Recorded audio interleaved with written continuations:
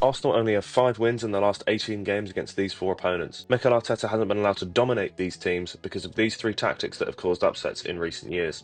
Teams know that Arsenal always set up in a 3-2-5 as an attacking structure in order to utilise the entire width of the pitch and to constantly put defences under pressure. As a result, most opponents set up in a low block to prevent them finding space in behind. But their bogey teams all tend to employ a mid-block, pushing their lines further up the pitch and making the midfield as small as possible, making it difficult for Arsenal to play through them. Against Aston Villa last month, Arsenal initially struggled progressing the ball for this reason.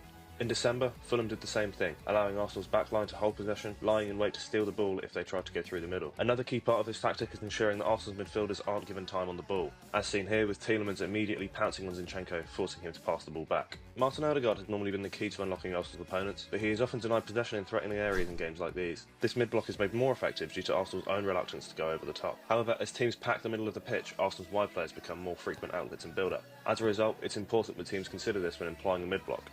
Teams approach this in various ways. Newcastle tend to try and press the wide men with 2 or 3 players in order to force them backwards. Fulham, West Ham, Aston Villa and Newcastle's fullbacks have won 68% of duels against Arsenal since the start of last season. But how do these teams pose an attacking threat? A frequent outlet is a direct approach. Arsenal are renowned for their 4-4-2 out of possession. They use this to press high from opposition goal kicks and to sit in when teams beat their press. But the result of a high press from goal kicks is usually a vacant space in the middle of the pitch. This is one chink in Arsenal's very strong defensive armour and can be exploited if teams are direct enough. This was seen in Fulham's goal in December, where the Cottagers went from a goal kick to a goal within 3 passes. So, how do Arsenal fix it? Arsenal have become so predictable in build-up. Progress the ball slowly, position players across the 5 vertical zones.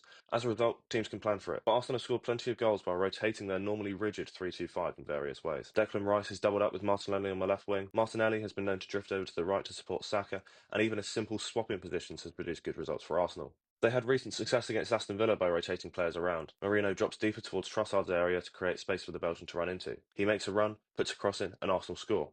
Here against West Ham, you can see Martinelli has moved over to the right wing to offer Saka some additional support. Another Arsenal goal against Villa came from intelligent rotation. Marino has vacated the left half space and dragged a Villa player out of position.